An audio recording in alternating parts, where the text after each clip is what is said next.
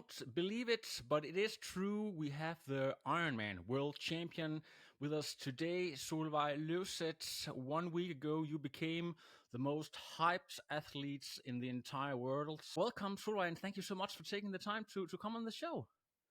Thank you. Yeah, it's good to be here again. Winning an Ironman World Championship, have you got a lot of attention in Trondheim and Norway in general after your win? Yeah, it has definitely been a lot of the newspaper that has showed interest. So, um, yeah, more than ever before. Coming from a draft legal background, you've been doing triathlon for 10 years, and then like this, overnight, suddenly you are the most hyped athletes. I can't even imagine what's that even like. Yeah, it has definitely been weird. It's funny because as you said, I've been doing triathlon for many years, and to me, it doesn't feel like um, that race was something, or like my numbers or my performance wasn't like super crazy compared to what I always thought is possible for me to do. And of course, the race dynamics was a bit surprising to me, but like I feel like I just been developing year after year, so it's weird that it's going from 0 to 100 in a way, even though for me it just feels like I've been gradually improving over many years. So it has been crazy with all the attention around it. But yeah, now I'm back home and it's starting to settle a bit, and I honestly think that's really nice as well to just be back in a bit more normal everyday life. Exactly. And just a fun question here before we dive into the real stuff. How much have your Instagram following doubled or tripled or multiplied since your win for in 1 week only? Uh, I don't remember exactly what it was before the race, but I think it was around maybe 6,000 or something, and now I I think I checked that it was 30, no, 28. So it has at least been 20,000 followers. So that's crazy Wow. to me as well. Fantastic. And it's very fun because you and I actually did a bunch of interviews like, 4 or 5 months ago, and I can see some of the reels that we did a collabs with, and every time you go and do a race, there's like a lot of things going on. So and I can also see that on my account. So that's pretty funny, and it really shows what an impact and how important Hawaii Ironman is worldwide, I think. Yeah, it's weird how much that one race means, like you compare to all the other races you do. Hmm. So it's been really crazy to me. Fantastic. Let's talk a little bit about the race itself, and afterwards we can talk a little bit about your preparations. Not only did you win, but a lot of people have said this might be, the most action-packed, the most crazy race they've ever seen. I saw Torsten Rade put out some info that we've of course seen people in the past being hit by the hammer due to the Mm. conditions, famously in 95, also 82. But we've never seen like two leaders collapse in the same race before. Did you actually have time to watch the last hour afterwards, or have you been busy answering journalists? Yeah, I watched a bit of the run because, as I said, that was where most things happen, and it Yeah. was a really crazy run. I feel like it actually was a bit same last year in the men's race with Laidlaw and Christian, for instance. So it was some of the favorites there as well that had these blow-ups, but Yeah. I just didn't expect it to happen in this race. I think both because people were talking about the race before, and everyone was saying like girls in general maybe runs like race a bit more sensible and aren't really overbiking in the way in the way maybe the boys are doing. And I also thought that like the time with a lot of blowers were a bit over because of just how much the sport has improved with nutrition and heat prep and stuff like that. So when I came off the bike in third, I definitely didn't expect anyone in front of me to blow up. Exactly. And yeah, so People who don't know the sport, maybe you can't really understand why when you are hit by a heat stroke, why you don't just jog or even walk home, but you just you can't move just an inch more. So yeah. that makes it. Of course, it's super scary, and you won't hope that for your worst enemy to happen. But let's be honest, that's why it's so iconic and dramatic, right? Yeah, yeah, for sure. It's definitely not the way you want to overtake your competitors either. To see them just being completely out of it, and it was definitely not fun seeing either Taylor or Lucy that way. So it is, you need to have respect for the conditions, and it was really tough out there. And of course, you want to be able to beat people on their best day, and but as you also said, it is a part of the game, I guess, and to be able to tackle the conditions as they are, and that can be hard. It's hard to know where that line is, especially Hmm. when the conditions varies a little bit, Exactly. and of course you also want to push to get the win, and they were willing to push really far, and that could have worked out really well for them, but in this case it didn't. Exactly. I heard some experts talking about the conditions this year being the worst in 17 years, which means, let's say, 2008. You've never raced Ooh. before. It's your debut. Lucy, for instance, she's raced uh, originally as an age grouper for 10 years almost. Her first race was 2015. So do you think that somehow, if you don't know how good or bad the conditions are, and you don't have anything to compare with, that can be in some strange way an advantage, that ignorance is bliss, as they say. Yeah, I think for sure is some advantages in being there for the first time as well. For me, I didn't have that high expectations in my race, which probably made me also um, like race a bit less aggressively, I think. So starting out on the run, I ran slower than I maybe had thought I would, but it just felt really hard. So I tried to go by feel, and I think it's also easier to go by feel if you're by yourself, which was the case for me. So I think that was in a way lucky as well that I was.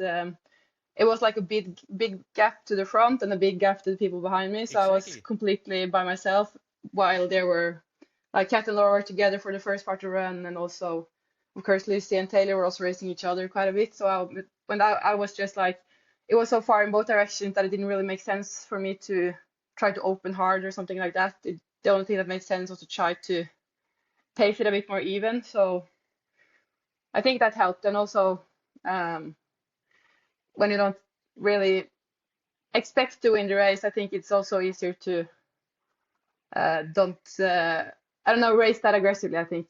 Yeah, exactly. And if we talk about the race itself, you came out of the water alongside a lot of the pre-race favorites, Kat, Laura Phillip, and whatever, but still quite the gap up to Taylor Nip, up to Lucy Charles Barkley.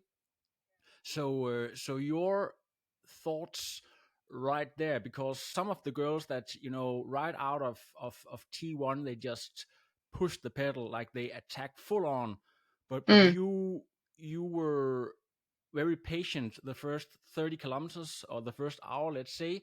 So talk a little bit about the beginning of the bike and after the swim, your thoughts there. Yeah, I think actually my whole bike leg were quite uh, even paced or even watched the whole way really. Okay.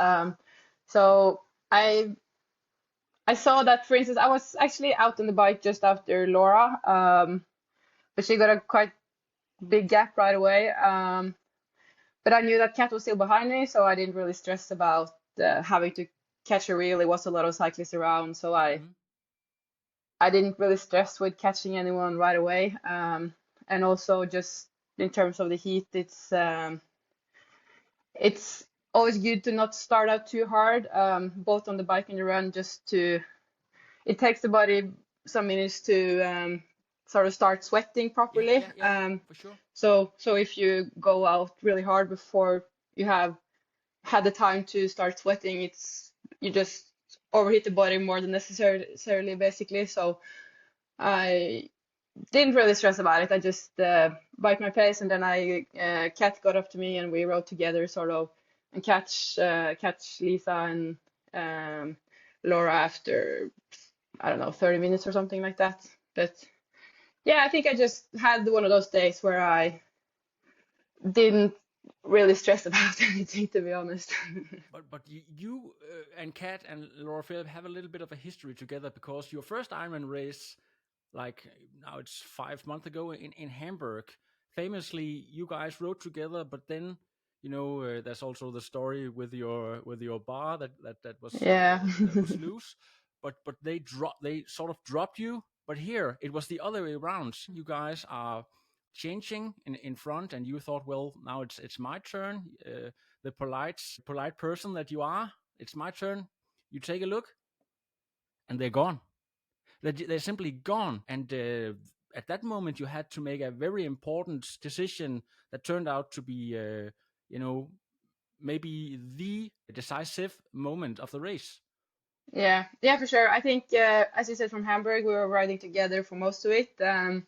Of course, I used some extra energy because I stopped and needed to ride back on, and stuff like that. But I still was really tired in the end of that bike, and both Kat and Laura dropped me around, yeah, with 30K to go or something like that. So I, of course, knew they were a strong cyclist, and I knew that earlier this year I couldn't really completely keep up with them. So, but I also knew that my bike shape was better now than it was in May. I didn't really have that much time to train for that race, Mhm. because the start of the year wasn't that good for me this year. I had a lot of sickness in January and February, Mhm. so I felt like the training block leading into Hamburg wasn't the best, or at least not the longest. So I did know that my bike shape was a bit better, but I Mhm. still didn't think that I would be able to drop any of them, and I was really happy to have them to ride with.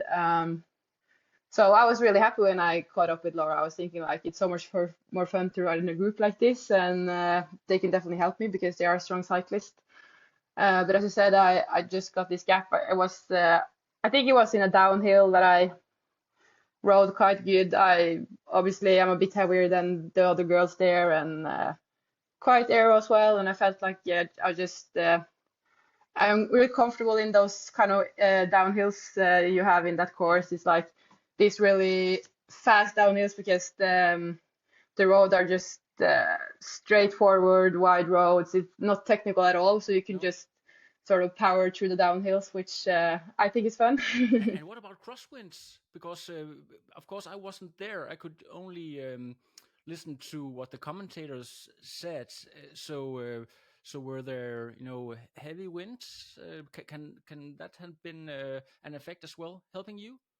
Um, yeah, maybe. I think it wasn't too bad at that point, but down from Harvey, I definitely felt the crosswind more. And Yeah. I think in sections like that as well, it's also good to be a bit heavier to kind of fight the wind a bit better. So I Exactly. think actually down from Harvey, I think I actually somebody told me I rode uh, like faster than all the others just down there Okay. because it's just fits me well, I guess. And as I said, that's not technical either. You can just sort of ride through it. But yeah, back to where I got the gap. I think it was probably a blessing for me that I didn't notice a gap before it was actually a quite big gap. Because then it didn't really make any sense to me to wait and to get them back on my wheel if I had dropped them with that much without actually doing it on purpose. I was thinking, Mhm. like, okay, but then I am riding better today, and then I need to capitalize on that in the way I can. So the decision was sort of made for me, and then I think the only reasonable thing to do then is just do a race. And I'm also used to and comfortable with riding alone as well. So it was just trying to do my own thing. Fantastic. I've been looking a little bit on splits, and as I've interpreted the numbers, you put like 1 minute into the chase group, like Kat and Laura Phillip, 1 minute per 10 kilometers from about 130 to 170 kilometer, which means, the last part of the ride. So did you just feel super strong, or can you maybe explain why this late in the race you still managed to put so much time into people? Yeah, I was a bit surprised when the gap was 8 minutes in T2 because I hadn't gotten any splits to them at all. And I, of course, saw them at the turning point at Havi. And then I saw those splits myself. And I think the gap there was maybe around 2 minutes, not anything more than that. So in my head, I didn't really know what to expect. I was thinking like either I keep these 2 minutes, maybe they run faster than me, or maybe it can go out to like, I don't know, 4 minutes or something. But I definitely didn't expect it to go out that much. I didn't ride any faster on the way back, or at least my watts were, I think maybe even a bit lower, but quite similar that it was on the way out to Havi. So I guess they must have just ridden a bit slower. Sometimes in a group as well, it can be it can help you. And it was headwind in that section, but I guess what probably might have happened is just since it was headwind that nobody really wanted to take the lead and sort of do more work than the others. I'm just guessing, and maybe that made them slow down a bit. Mm. And are you the kind of athletes who takes like the last 10 kilometers to shake the legs, take off the pressure a little bit from the pedaling to prepare for the run? Or you can see that's like the only part where you don't actually gain time, so you were not focusing on pushing the entire way to T2.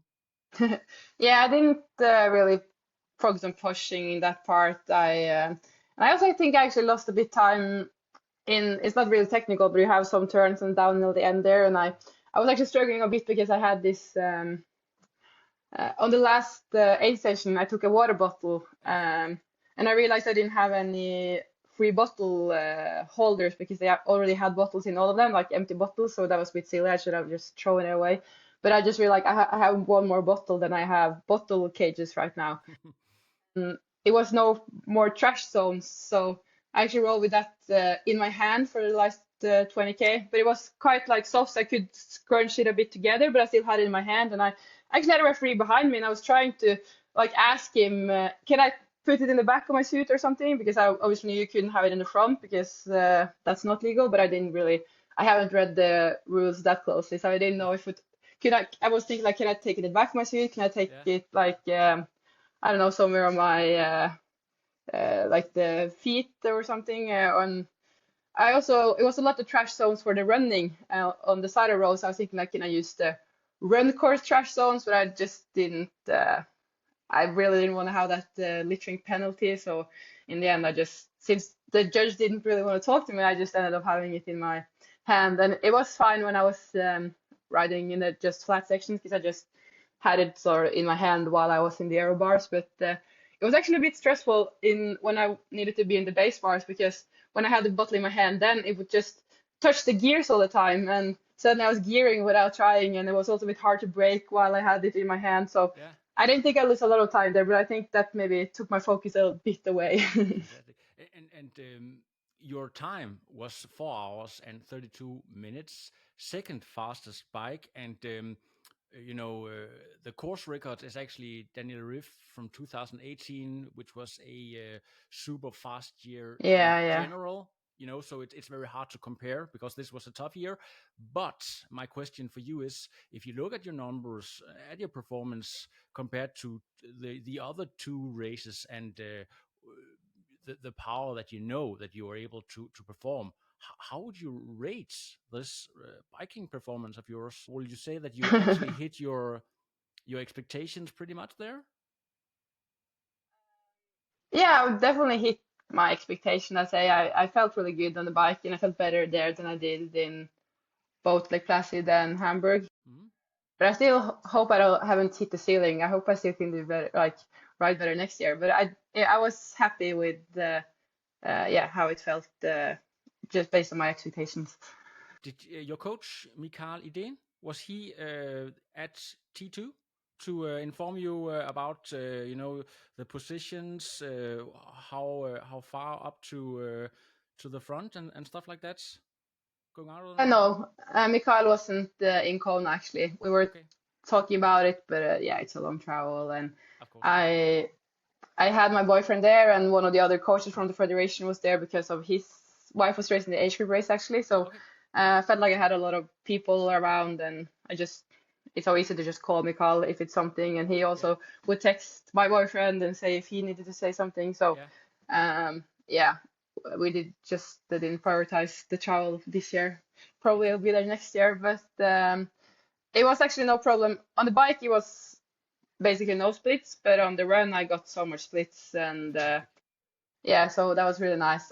So many people had like these blackboards, and also uh, I everyone was giving splits, uh, like even the people who, for instance, Laura's husband and Kat's husband, and which is cool, I think. So it was Wow.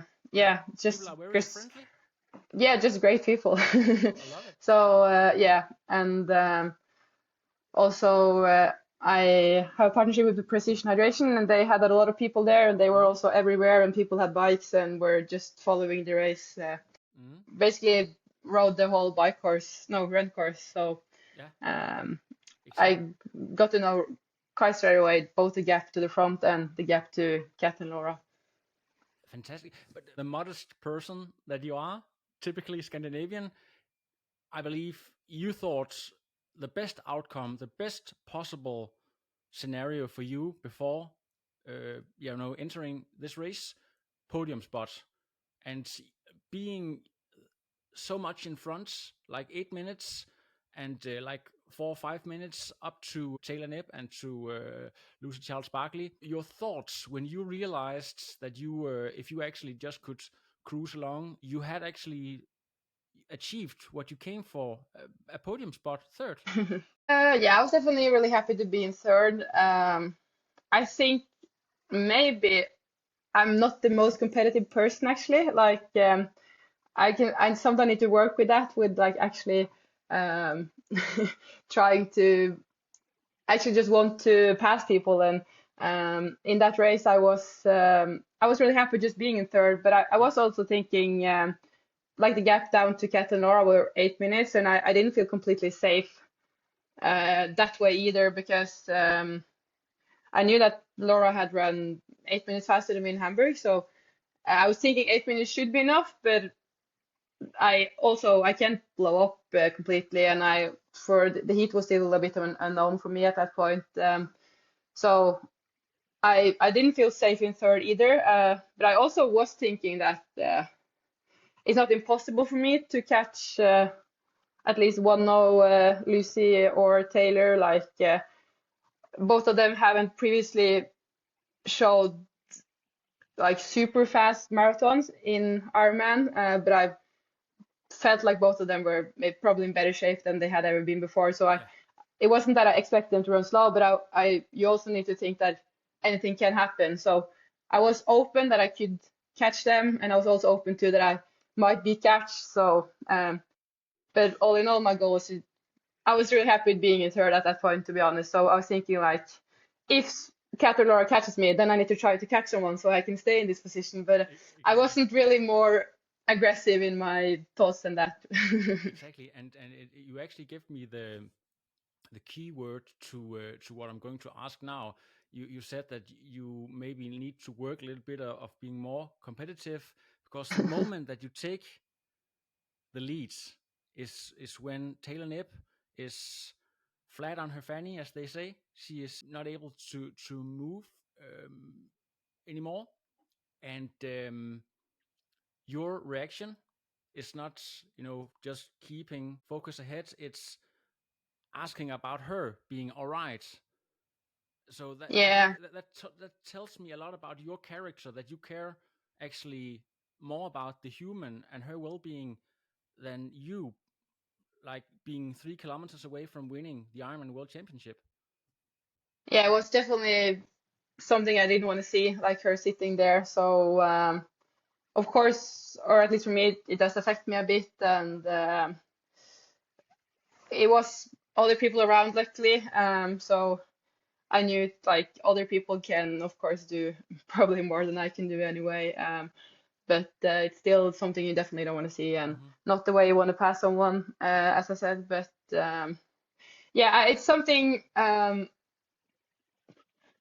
do want to win, but it's like in races it can be a bit hard to have that mentality for me sometimes, I think, because I can just be happy where I am, and also it's also more comfortable for yourself. Like, I don't think I'm really a person that really likes to push myself that much. So when I was actually in second already, I was of course really happy with being in second, and Yeah. then I had especially Brad, which is one of the guys working in precision. He was shouting like, "You're gaining on Taylor, you can't catch her." And in a way, it felt a bit annoying because I was thinking like, but I'm happy with being in second. Like, like stop pushing me to go harder. But of course, I also then needed to just work a bit on myself and my mentality and be like, it's definitely cooler to win than to be second, and you will regret it if you're just happy where you are. So it's about that as well too. Even though I didn't really expect to be able to be in a position where I could win. That's maybe also why it's easy to be satisfied where you are if you haven't really had the expectations of doing anything better. I think it's different for instance, Lucy and Kat, who is like they have won the race or they have been second many times, and then first place is in a way the only thing that is a like a result they can be perfectly happy with, maybe. But for me, I was always yeah really satisfied. So then it was all about actually pushing myself and my mentality to switch in the race to be like, you need to try to go for the win here. So already Exactly. before Taylor stopped, I was really trying to catch her, and I did gain quite fast because she was probably already starting to really feel the heat at that point. Yeah. So I was in the mindset where I saw her, where I was just like, I can actually do this, or I might not be able to, but I need to at least try. And then suddenly I saw she on the side of the road, and it was just really Yeah. something I didn't expect. This is maybe a little bit strange question, but when you are in that late state of a race, being like less than 15 minutes away from the ultimate victory, like a career changing moment, is the brain even able to understand what's going on? Can you yeah, are you just in full race mode and don't really take it in, or can you even remember that moment? Yeah, yeah, I can remember it. It was, but you're right, it's also a bit blurry, and it also feels so surreal, everything around. Like when I first saw Lucy stop, and both of them actually stopped quite close to me, so I was basically there almost right after they stopped. So with Lucy first, it was like, oh, this is not good. And then um, it wasn't like I got the information from somebody else. I saw it firsthand, if You that saw it makes happen. Yeah, sense. yeah, yeah. Yeah, and then I came to Taylor, and I was just like, oh, somebody's stopping in front of me again. And that was sort of like, is this really happening? This is Yeah. just a bit too crazy in a way. And then somebody shouted, "You're in the lead now!" And then I was just like, what? That sounds weird. And so it was, yeah, a lot of feelings and a bit conflicted. And also, I remember everything, but it was also hard to wrap my head around what was going on. And it's, as you said, probably a bit hard to think clear when Mm-hmm. it's so much going on. But I think that then it also helped me a lot to have people sharing for me on the side of the road and saying stuff like, now you just need to control this in and like stay focused.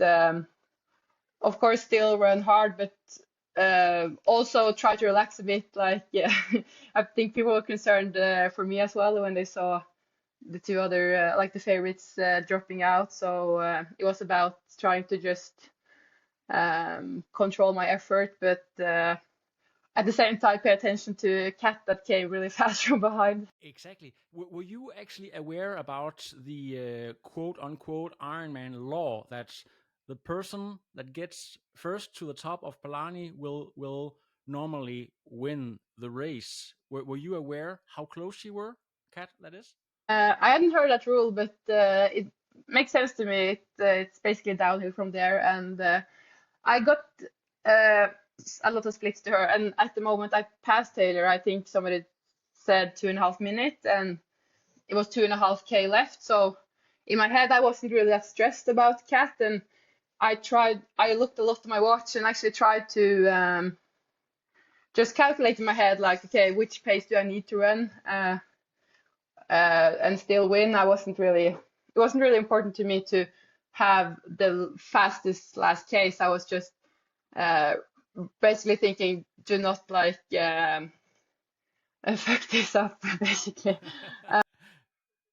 So I was, but I was probably with my like calculations in my head, I was thinking like, Cat is probably not running any faster than 3:45, so then I can run this and this and still be in front. But she was running, when I looked at it after, she was actually running like 3:30 the last case there, so she was definitely closer than I thought she would be. Yeah. But because I thought I had like all this in my control now, but so. But I still, of course, had a bit margin, and I could also look back. But yeah, I felt in control, but I was a bit surprised when I saw like, oh, she's only 30 seconds behind me Yeah. actually. A new course record for her, 2:47. And I was, Yeah, of crazy course, impressive. sitting here in the middle of the night here in Denmark, just cheering and just said, "Oh, thank God, Solveig is not this flamboyant person who like high fives and celebrate everybody." I Just did a bit of high fives though. yeah, but no, like things that slowed you massively down. That would have been so horrible to lose it Oh on the yeah, carpet. that would have been embarrassing for sure Yeah, to like it is those examples in that, right? People that celebrates a lot yeah, and end up losing the victory because of that. So I'm yeah. happy that didn't happen. It wasn't too far away actually. Aren't you a little bit, of course, proud about winning, but also, as we talked about, if they ever make a Hollywood movie about Ironman, this could be one of the races that would be a perfect movie because of all that happens that you are part of. Yeah, it's I've heard a lot of people say like that's the most exciting world championship I watch, and it's really cool to be part of that, even though it's of course not fun to think about the reasons why it was so entertaining. Like you don't want to see people um suffer or having to DNF because of the conditions. So it's a bit mixed, I guess, but I am really proud of my effort, and I was as I said, I was not expecting the race to play out that way at all. But I just did my race and it worked out really well. And I, when I've seen earlier races, and obviously I really look up to the Norwegian boys, and I've seen they win races like this, I've been like, whoa, that's so cool. So it feels weird to have done the same thing. It's almost like, I guess it's real natural, but when you're doing it yourself, you're being a bit like, oh, but then it's not that cool to have done it. But I need to like try to remember like I actually thought it was really cool when they did it. So try to Exactly. also acknowledge that for yourself. That was actually one of my next questions. In Nice, we had this Mm. iconic moment with the Norwegian podium sweep, and you've been on camp with these boys. You know them. You've known them for years. Is there something, even though the races are very different, that you have taken away? Maybe some of the attitude or the mentality about racing a big championship race that actually helped you here. Um, yeah, I think I've a lot of the way I am actually as a person, or at least my approach to training is from the national team, and of course they were a big part of that and influence the national team a lot. So I think we've just always been a group that it's been really fun to be on camp. I think it's always so much humor in the group, and they're just like joking around, and it can almost seem a bit unserious, but at the same time, of course, they're really committed to the training and are willing to do everything to get better. So it's really serious, but also just relaxed. So I just really like that environment, and I feel like my approach now is quite similar. And I think, yeah, even though I said that I'm not always feeling as the most competitive person, maybe because in that environment it's like the bar is quite high. I still think it has helped me to also believe that like really good results are possible, and just because I've been in a really successful group, so I've seen what is required and seen how they have been training, and then it's easier to believe that you can do something similar because they are in a way normal people, right? Exactly. But I've thought a lot about you and Kasper Stornes. Your profile is very similar. Like, you've been racing short course for many years. You are both quite new to the Ironman distance. Both had great seasons coming in as not the top favorite, but as a dark horse, just maybe outside the big favorites. And then you both go and crush it. Is that just a crazy coincidence, or? Yeah, it's funny with Casper. I think it was actually last year in December we were together in Taupo for the 70.3 Worlds, and we were staying together there. Christian and Gustav weren't racing, so it was just us really, or we lived with actually some of the Danish athletes with Tor and Laura, but the first week it was only us, and at that time Kasper was very uncertain what he wanted to do moving forward, and he talked a bit about doing Ironman, but he wasn't, really sure. And I hadn't really thought about that much, to be honest. And just being at New Zealand, I really enjoyed the training there for the 70.3 Worlds, and I think he was basically the one who sort of planted that thought in my head to just do Ironman this year. So we, Shout out to as you said, Kasper. Fantastic. yeah, no, it's really had a good 70.3 Worlds. Casper didn't even start because he crashed before the race, which Oh, was, that's true, yeah, really sad. And my race just wasn't great. It was okay, but I had some mechanical problems, and yeah, didn't feel my best either. So it wasn't really a that successful trip to New Zealand we had together there, but we still, I think both of us came home from the trip and were like, yeah, maybe Ironman, or at least that was when I sort of started to think about that for the first time. And I then contacted Mikael and was like, I'm not sure if I want to do short course next year, and he really understood that. And that was when we actually started to work out the plan on doing Ironman this year. And it's cool to look back at now Yeah, that it 10 has months been later, going. both world champions. Yeah. I definitely would not have imagined that. So it's actually really funny. And but as you said, I think it's definitely a coincidence. And when you saw, or of course not 100% a coincidence, but for instance, when you saw how the race in Kona played out, like honestly, it could have played out in so many different ways and so many scenarios where I wouldn't have been the winner. In a way, I also, of course, you have to work for it, but I feel like you also have to be a bit lucky, and that's how I felt about that race. I'm really proud of my race, and I do feel like I deserved it when it played out the way it did, but I also feel like I was a bit lucky in that Yeah. race. It played out to my strengths at least, for sure. But it's also probably a bit easier, as I said, to have that position both me and Casper had going into the race. Like, we both of us weren't considered favorites, and I think that's easier. At least you have seen it so many times that it's really hard to go into a race as the defending world champion and win the race. It's, for some reason, it almost never happens. And even though they're, like, for instance, Laura and Patrick Lange, they can be in like really good shape, but it's for some reason really hard to defend that title. So Yeah. I think it's definitely easier to just be someone who nobody's really paying attention to. Maybe they wouldn't have even let me go on the bike if I were considered more a risk. I don't know, but and it's also just more relaxed, I think, going into the race with people Exactly. not expecting that much of you. I was there as a journalist in 2019, trying to get just a very small interview with Jan Frodeno, but he was just like surrounded with like Yeah, these yeah. bodyguards type, and that's necessary because Mm. everybody wants a piece of him. There's so much pressure. So I completely understand what you're saying there.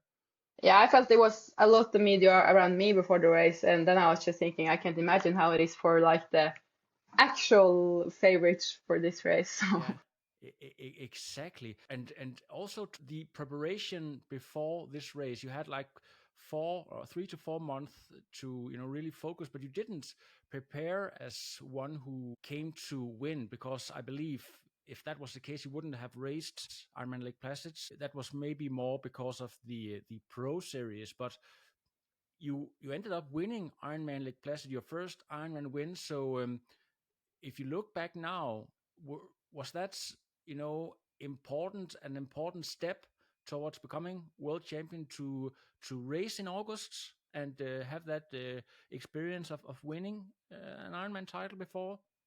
I think it's good to have a bit more experience over the distance, and Yeah. I think the race was actually in July. I think it was July 20 or something. So Correct. Yeah. um, it was still almost 3 months before this race. So in my head, it wouldn't really affect the Kona preparations too much.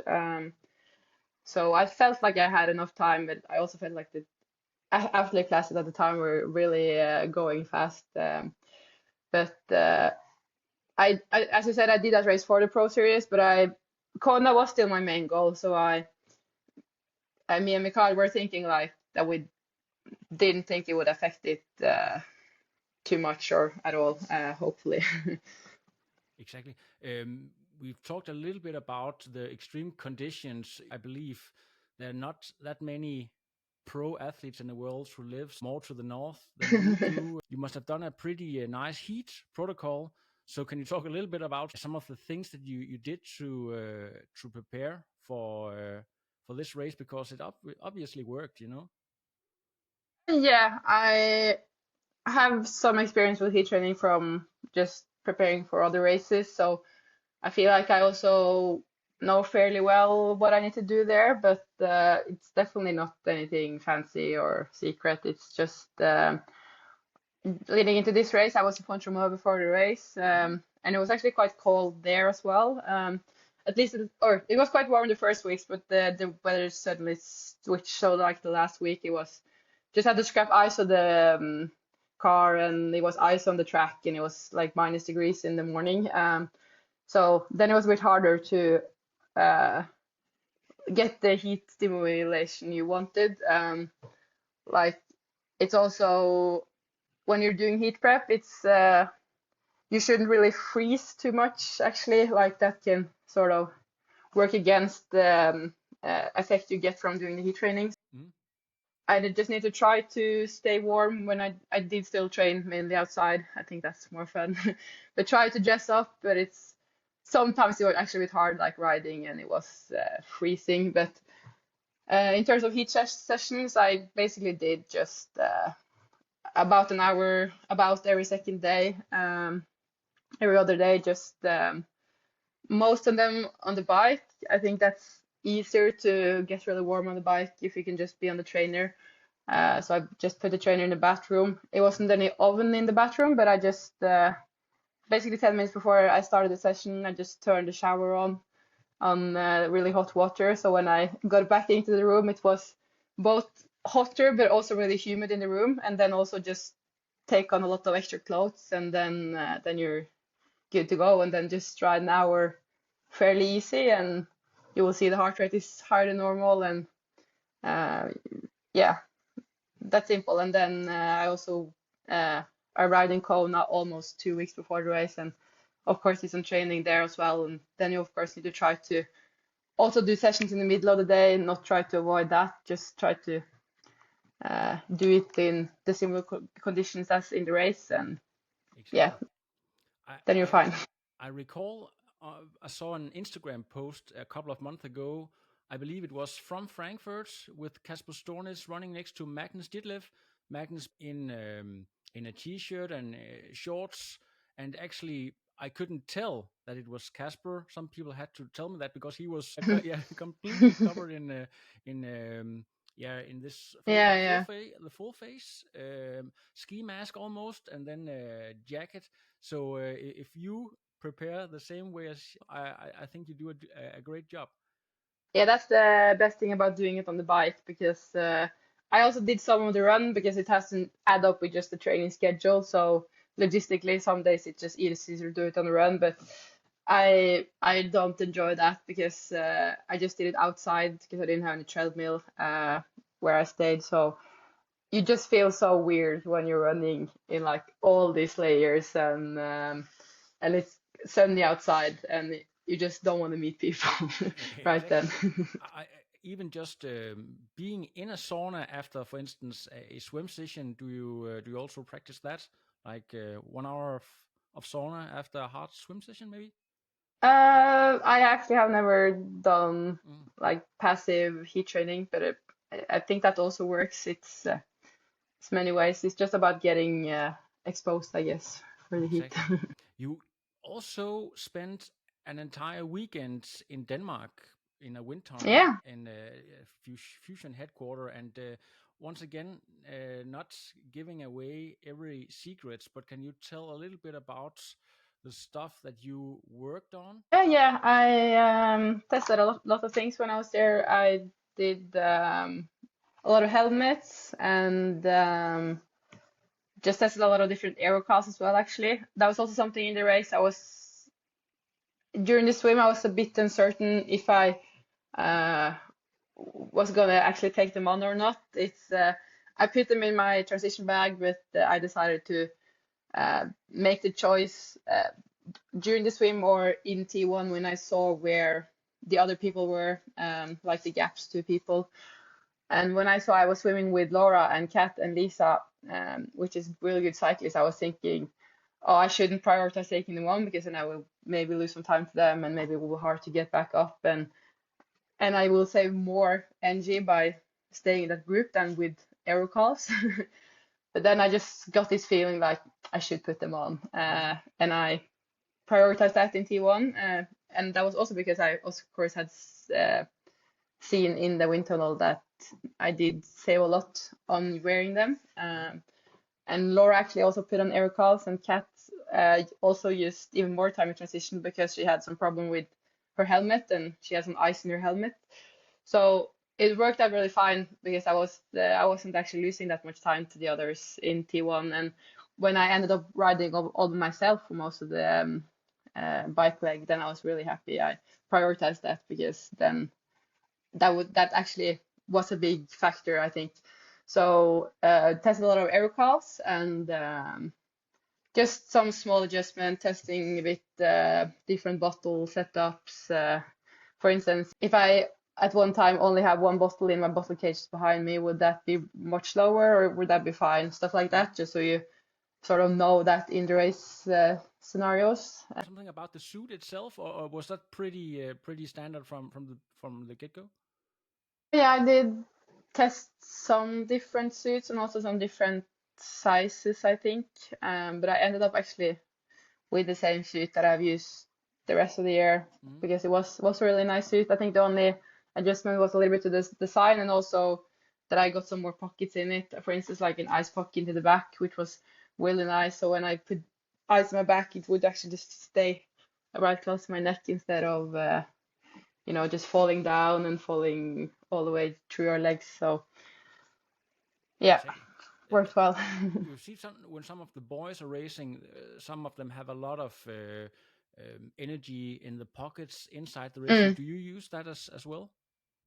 I've never done it before. I actually never used the pockets before, but I saw Casper use it in Nice. So I shout out to Casper again, and then I tried that in training myself to have gels or soft flasks there. So, which was something that was really great in Kona was that we had these 6 pro fueling stations. So every 5 to 7K, it was you could have your own bottle there, and they were cold as well, so that was super nice. So then I could have like this cold bottle in my suit, and it was also just a really easy way to get more fuel in and also more fluids in between the aid stations. So I got like 3 liters of extra drink just because of those Exactly. fueling stations. Am I wrong here, or did you actually have a completely new bike before Kona, or? Yeah, yeah. It was the same frame as I've had before. So when I did aero testing with Fusion, it was on a different bike, but since the frame was the same, that didn't matter. But I got a new bike with custom paint. Yeah, and this is just a crazy idea. We have a Danish artist a couple of years ago. It was very fancy to have him like do signature. I don't know if you have any famous Norwegian artists. They can Ooh. sprint paint sprint paint your frame next year. Yeah, I need to look into that. Hopefully, I get another design for Kona next year. Exactly. So then this was a more like didn't really have that much time to sort of work with different ideas because it was we decided quite soon before Kona that we were gonna make it work. So really cool that felt were so like efficient in getting it done. But obviously for Kona next year we definitely have more time. So I will Exactly. think about it. I have a free piece of advice. Edvard Munch, isn't he Norwegian? This one, Oh yeah, yeah. That's a good idea actually. He's they yell. If you look back at this crazy week, what's the most fun or crazy thing that has happened? that's a hard one. It's a lot of things to choose from. I think maybe one of the scary things for me was that I needed to have this speech on the banquet the day after the Oh, race, oh and I no. didn't know that was a thing. And also the day after the race, I had like slept 3 hours for the last 3 nights, and the day after the race was just so crazy packed with like all these media things, and suddenly I was realizing like, oh, now it's actually 30 minutes till I need to be on the banquet, and before that I need to like find something to wear, I need to change, and I need to make this speech that I haven't started making. So it was that was actually a bit scary, especially when this was like, I don't know, more than 1,000 people there, and it was obviously in English as well, which I feel comfortable talking English, but I feel more comfortable talking Norwegian, especially if it's something I haven't really prepared. So that was a bit scary. You could start the speak by there were a viral video where you and Kat talked about was it dolphins? Yeah.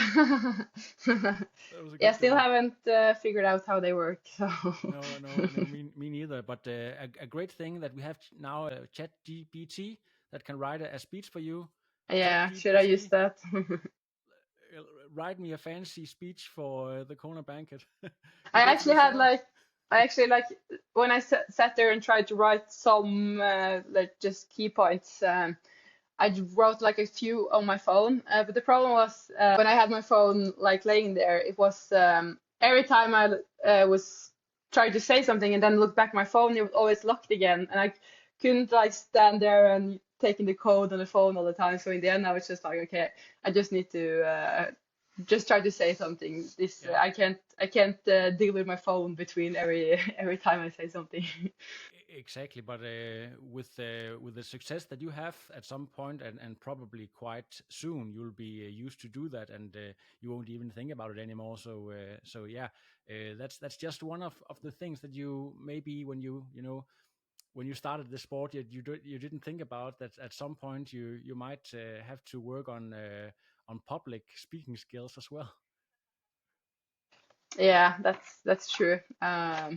I definitely started triathlon for the triathlon part, the training part. So everything else is, I think, still think it's a bit weird, but it is a part of it in today's society. Solveig, we are almost at the end here. Kona is also the place where new contracts are signed and sponsor deals. Do you have a manager that has worked nonstop for the past week, or you have been working on new exciting deals, stuff like that? Yeah, for sure. Yeah, I have a manager, and he wrote to me right after the race saying like, "Oh, now my work starts." Yeah, for sure. Um, yeah, it's been. I still haven't looked too much into it. It's been enough with other like injuries and stuff like that. He's probably worked way more than me so far on, or yeah, he's worked way more than me on this thing. So we'll see what happens. In the next couple of weeks, I still have my buyout to focus on, so that's my main focus. But I have after the race in Kona, I did sign with On, which I think is really exciting. I did. Oh, Uh, the running brand? yeah, yeah, On shoe, yeah, fantastic. On, yeah, shoes, yeah. So I did run with On in the race in Mm. Kona, but I hadn't signed with them yet at that point. I just really liked the shoes and I had tested them for quite some while. And after the race, I was just thinking, yeah, this worked This really helps. well. Great. Fantastic. I believe when you win a Ironman World Championship, that's completely change your economic situation. You can now actually think about, hire a, let's say, physiotherapist, things that you wouldn't even think about before to optimize your situation. Maybe even think about instead of staying at your parents' house now, buying them a new house. Like if you keep up this rate, so the possibilities just opens wide up, right? Yeah, that's also really weird to me that I think for me, I was approaching Kona a bit like it's just another race. So it's weird to see how much it actually means, as you said, also economically. So I think I will begin with like maybe I can actually afford to have more like for instance as we were talking about maybe Mikael can join more stuff like that, or I can have more family and my boyfriend, or he was there now as well, but it's nice to have a bit more flexibility and um, it's easier to maybe justify using more money on of stuff like that. Exactly.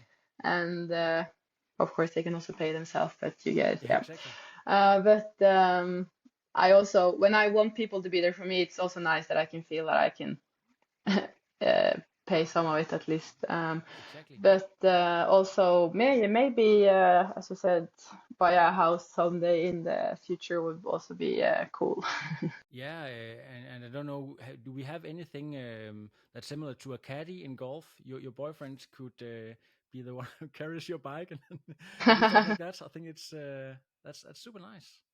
Yeah, yeah, for sure. It's been great to have him traveling around with me. He's been on camp with me ever since Selamse, which was in the end of August, I think. So he was with me the whole altitude camp in Montreux and also in Kona now. So it's in short course, you have national team around you all the time. So then um, sort of the team is already there. But in long course, something that has been new is that you sort of need to create your own team a little bit more.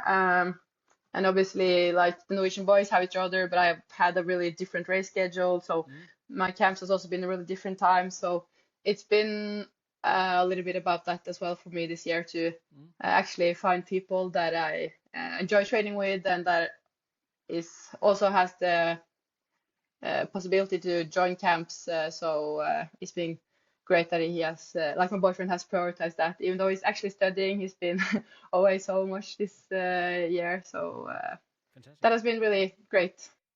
And your grandparents in Oslo, when they think that you should get a real job, now you can say, actually, I'm actually Yeah, making my yeah. living here, so it's But they have also always been really supportive. So yeah. That's my also my joking whole around. family I has believe been that you have great people around you.